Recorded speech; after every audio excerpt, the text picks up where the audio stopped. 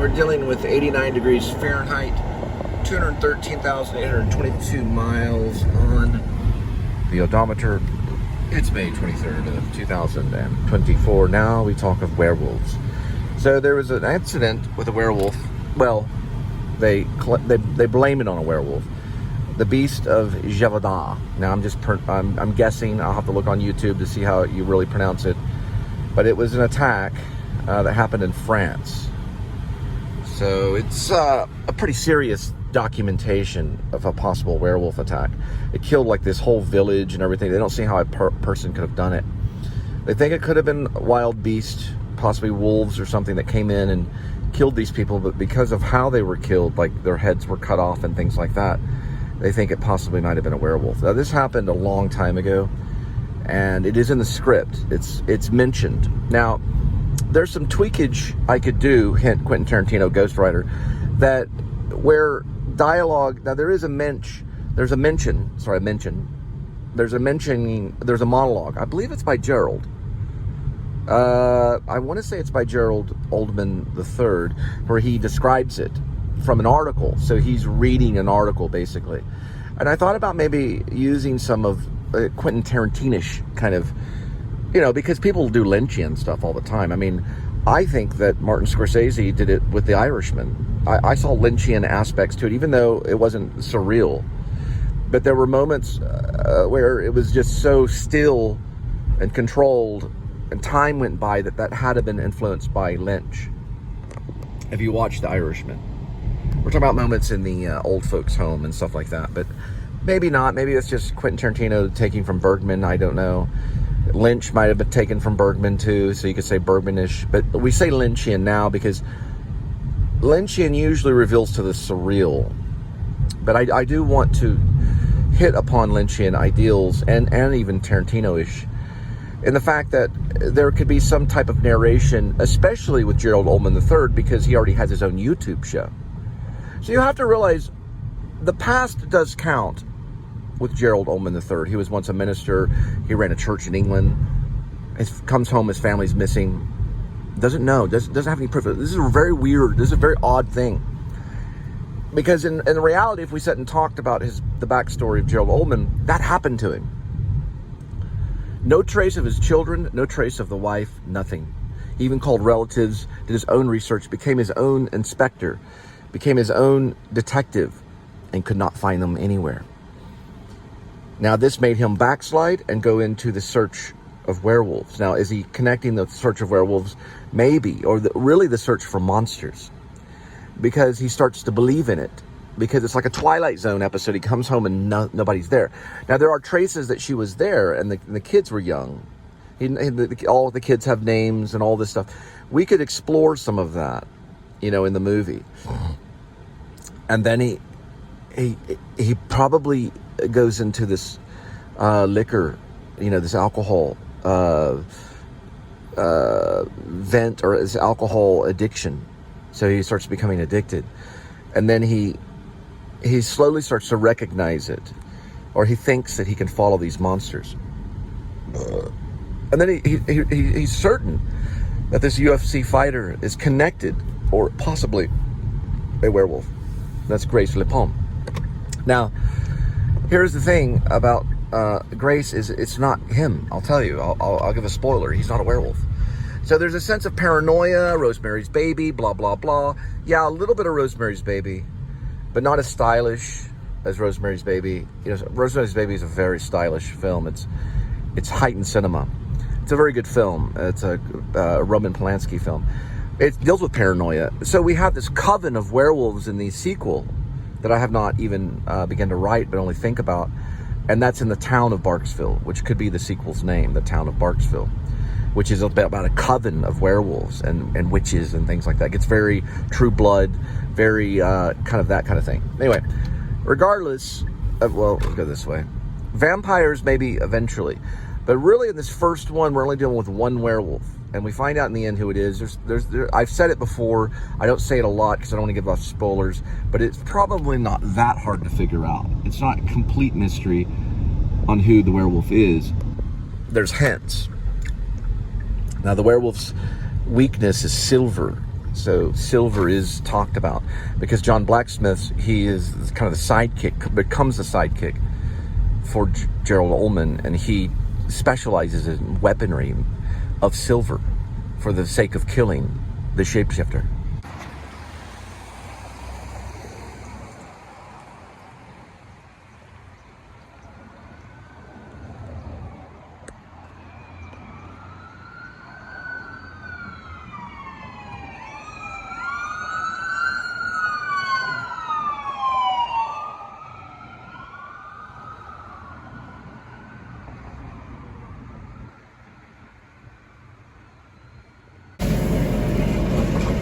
Take a picture.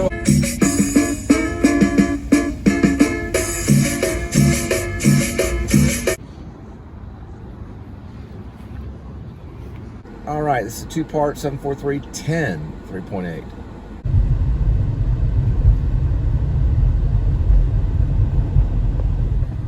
Fort Worth ISD administration building completely destroyed. Most likely they're switched it over. At least they just got rid of all of education. So I don't think they did. They probably just switched it over. Oh yeah, so today I'm not going to really show what I'm listening to. I'm sure they're on Apple. A friend of mine I found out has a band called Spacebuckle. I saw their YouTube, not a whole lot of attention, but they sound pretty good.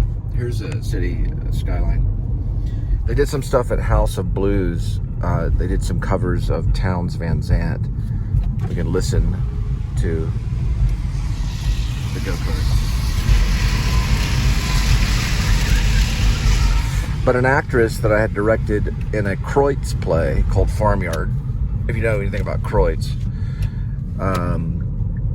Xavion Kreutz or something like that. He's a German playwright, very good playwright, one of our geniuses. Well, they did Farmyard, also known as Ghost Train. And she played the young girl in that in college, which did very well. His wife, I believe her name is Carrie. Yeah, Carrie Bourne. The Carrie Bourne Shirtle group is they on Instagram, something like that.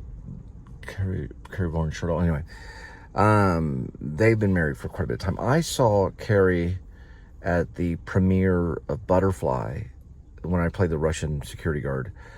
I was cast in that very quick and then trained to do martial arts. It was a martial arts movie with this very talented female martial artist known as Corvina, Gabby Corvina. She has a few other names.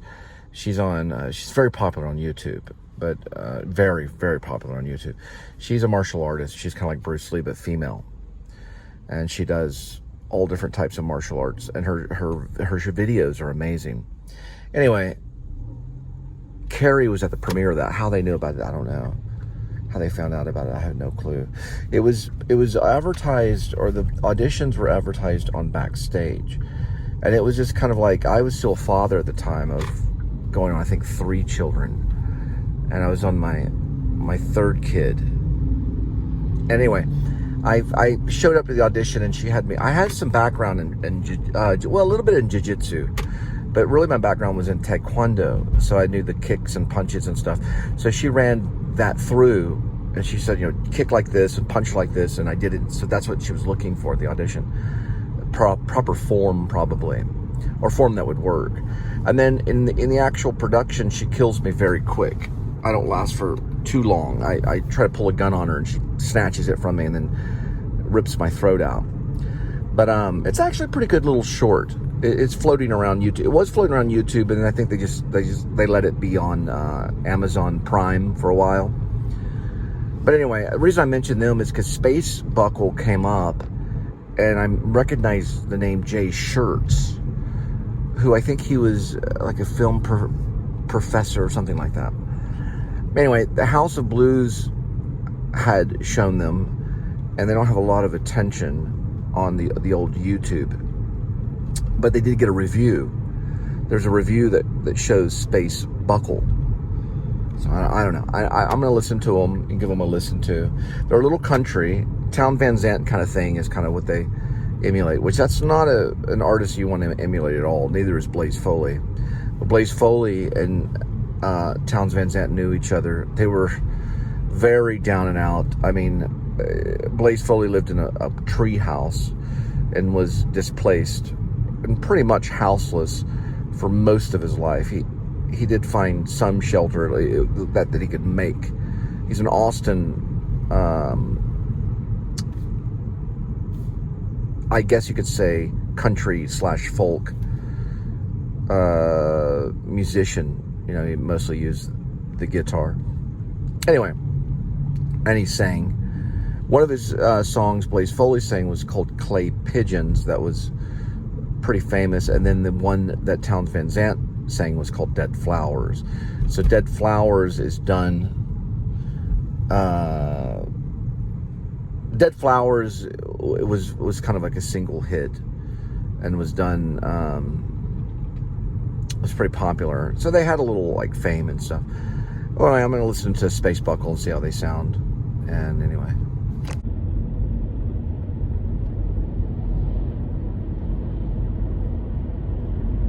Yeah, so they sound pretty good. We're talking about Spacebuckle. I think the lead singer sounds a little like They Might Be Giants. And then they have kind of, I would say, it's a little country, it's a little folk. You know, I mean, I'm listening just to the album called A Lonely Road. It's a mixture of a lot of different kind of genres, I would say. I'm only listening to the first song, so I don't want to give them a full review. But just listening to them for the first time, they definitely sound professional, I'll say that. It sounds like a professional recording. It doesn't sound like they're just using some digital mic or something like that. It sounds like a layout of it, like they went to the studio, some studio, and, you know, and laid out an album. So I'll say they sound professional.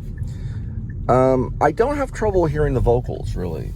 And the vocals aren't overpowering. It's not like Axl Rose or something like that. It seems like the vocalist is kind of laid back. Kind of like the Might Be Giants a little bit is what he reminds me of. I can't think of the name of the vocalist from the Might Be Giants. But they don't sound like they Might Be Giants. So they sound a little laid back, chill. I would say borderline country folk and a mixture of rock is the genre, I would guess. Borderline rock and roll and country. Now, another song that I played earlier sounded country. So there's one called I-35. This is all off their album, A Lonely Road. So, and another thing I do want to say, too, about Spacebuckle, too, is they sound a little bit, I would say, a little bit like Drive-By Truckers. Like an early version of Drive-By Truckers. Which is kind of a compliment, because I think Drive-By Truckers are incredible. They have so many songs. I mean, they're Drive-By Truckers, I don't know how many songs they have, but it's hard to keep up with them. They have a lot of albums. They're a band you want to aspire to. And I would say the vocalist doesn't really sound like Patton, but I would say a mixture of Drive-By Truckers and They Might Be Giants, maybe, with a little bit of country.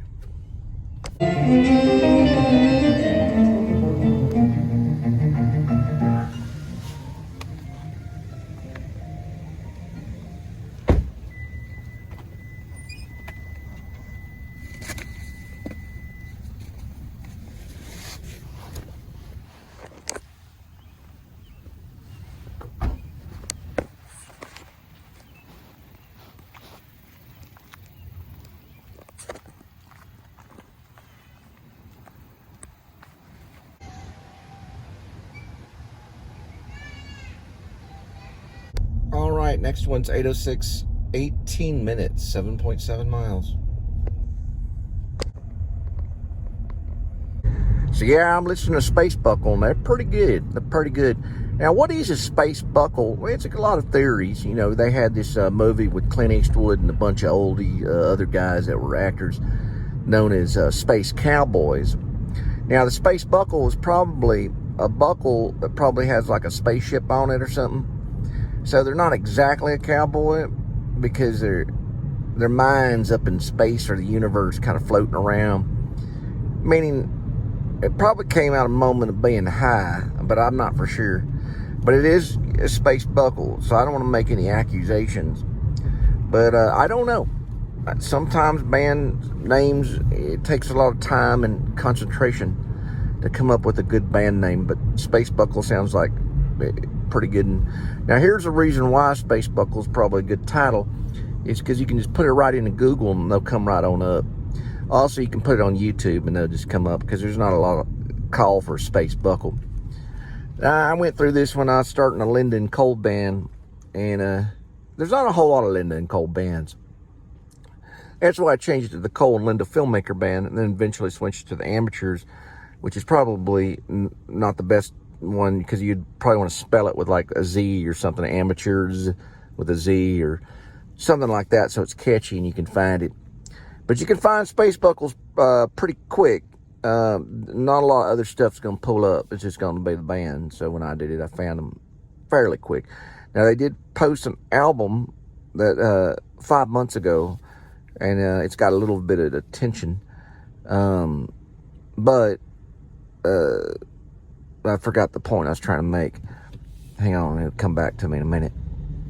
I'm getting older. I knew these people when I was in my mid-20s. Well, shoot, I just don't know the point I was trying to make. But regardless, they are called the Spacebuckle. And check them out. They're on YouTube. That's where you want your band to be. And you want to have a unique name. And you want to post it as like an album, which is an album cover. And you can easily switch over to what's called YouTube Music. And also another thing, to guarantee that if you put it on YouTube, it'll stay. Not so guaranteed with SoundCloud. You got to pay for them. On SoundCloud, you got to keep paying for the dang subscription. That gets expensive, $17 a month. It's probably more expensive nowadays. With YouTube, you just post it up on there. You get that little file, post it on there, or you can do separate like 10 videos. A lot of the bands and stuff do that. Even the Smashing Pumpkins and things like that have it up there. Like, 10 or 12 videos or however long the album is. That's why I listen to all my music. It doesn't cost me a dime. That's the city of Fort Worth. Now we're going to do a slow tracking shot to Kitty. Yeah, looks like we got some artwork. I didn't know Jay Shirts, or I guess you'd call him Jay Shirtle. I didn't know him that well. I did know that he did a play, a Shakespearean play. I played a character named, what was that character's name? He was a king, but they had a name for him. Isn't As You Like It? I did play Oliver Martex, which was like a Commedia dell'arte character that marries Touchstone, played by a method actor named Ray Wardle. I played Sir Oliver Martex, and Duke. He was a Duke. Yeah, Duke Frederick. That's what I was thinking. He wasn't a king. He was like a king. Duke Frederick was real mean. Jay Shirtle, if I'm not mistaken, I think he was in that play, along with a bunch of others. And we took that play all the way to a place called Brno, which is way out there in Eastern Europe, known as Czech Republic. And we didn't talk like this when we did it. We talked more like this, or we talked kind of like Laurence Olivier, and we, as you like it kind of thing. I don't remember the monologue, but back then when I was doing it, I had to cut the country accent and do it like a Shakespearean actor. And we did really well. We did get in a little bit of trouble. Not because we had drugs on us or anything like that, but I did pass out at a bar. They gave me this drink called absinthe, which is illegal in the United States. But I passed out and they tied my shoelaces and put cab fare in my hand. And this ain't a joke. I had no idea how to get back to the the hostel that we were staying. And this is before Hostel came out with Eli Roth or whatever his name is. But we got in trouble by the critics because this director, she's kind of method. She worked with Grotowski. She wanted to do it classical, Shakespeare, and the assignment to go to the festival, Sakani Festival, was to do things very modern, postmodern kind of thing, modern day kind of thing. So we all dressed up in classical Shakespearean outfits, and they were like, that's not the assignment.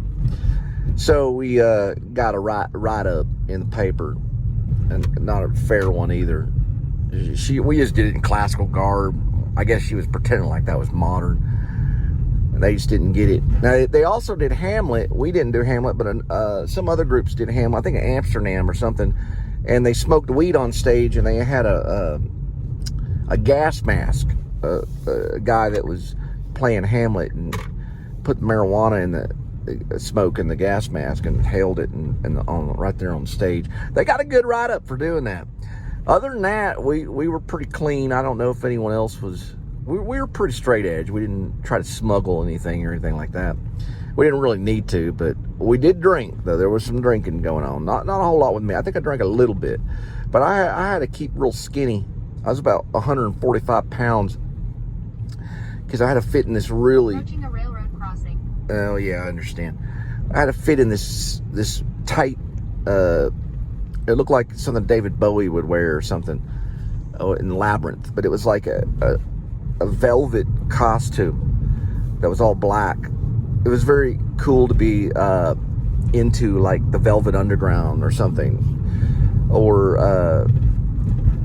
well, what do they call them? It's like glitter, whatever David Bowie was. He was wasn't really. It was kind of gothic, I guess you could say, and that was kind of the anachronism of modern day, whatever. And the Russians liked it. They came over and gave me a compliment because they had every kind of country there at the Sakani Festival. China, Russia, Ukraine was probably there. I don't know. Everybody was there. It was Czech Republic. And we also got to go to Prague. Well, anyway.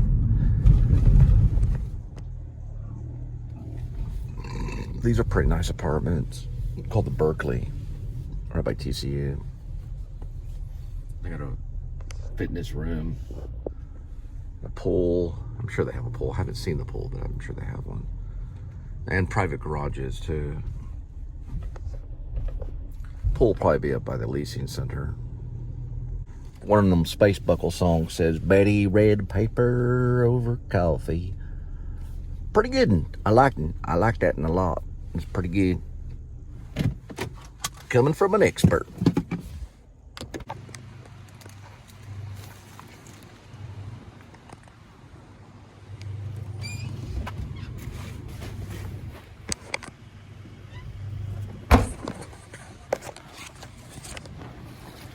Washington, D.C.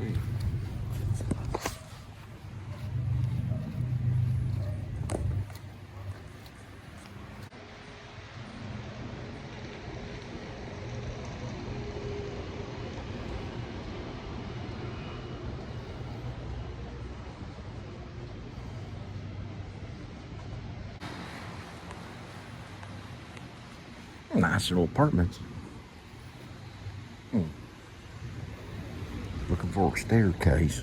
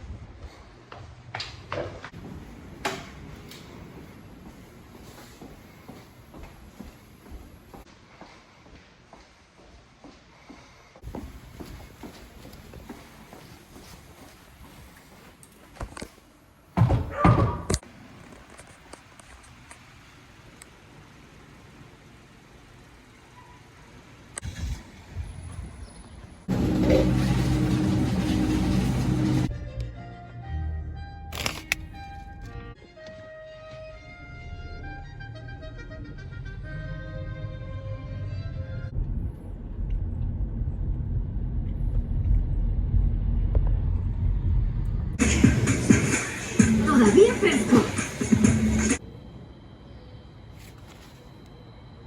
All right, another night of delivery. I head back and see Linda and Kitty.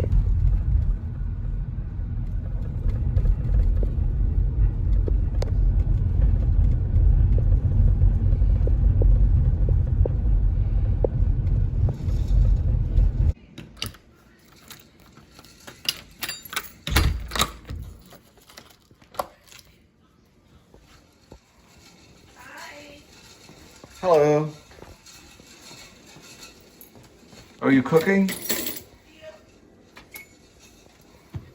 Ah, chicken legs.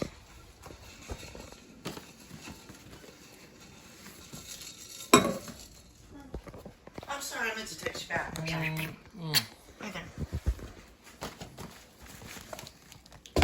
Where's Kittles? He's in front of the TV. Little white paws.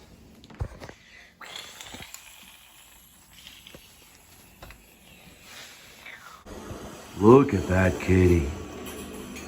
Look at that kitty. Kitty, you didn't like your Alfredo? Your chicken Alfredo? Look at that kitty. Oh, vampire kitty.